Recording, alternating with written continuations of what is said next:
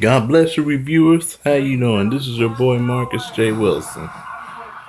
I'm coming back to give another review. This time on a two-part episode of Amen.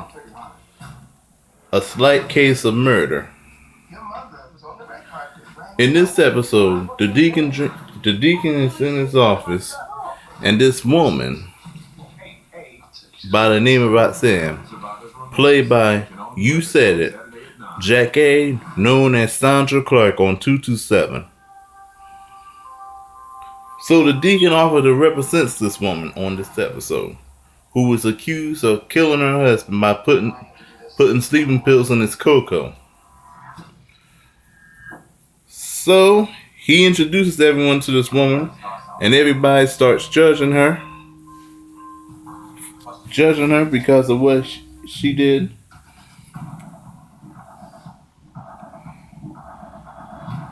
Everybody was suspecting her because she was the murderer. She was accused of being a murderess. And then another part in this first part of the episode,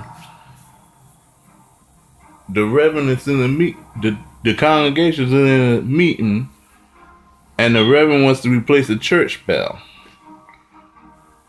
So the reverend and the deacon goes up to where the bell is at, goes up to the bell place, the place where the bell is at. So the reverend tried to prove to the deacon that they needed a new church bell.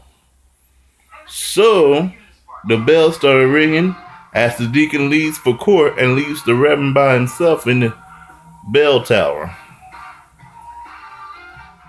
And this bell started sounding like Big Ben. And I was like, holy Big Ben. The reverend is stuck in that thing with no one there to get him out or nothing. Not that I'm laughing at the reverend. No. Then the trial comes up. And Roxanne gets acquitted. And then the deacon decides to propose to her. So that's part one of this episode. In part two, the deacon and Roxanne plan their wedding, as Thelma gets upset and starts crying for her father. She was upset because she suspected her. She still suspected her. Even the congregation suspected her.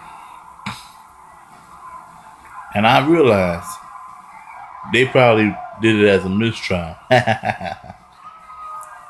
So in the church, the deacon and Roxanne gets married. Thelma tries to stall the wedding the best way that she could, but couldn't. As they were getting married, smoke started coming out in the church.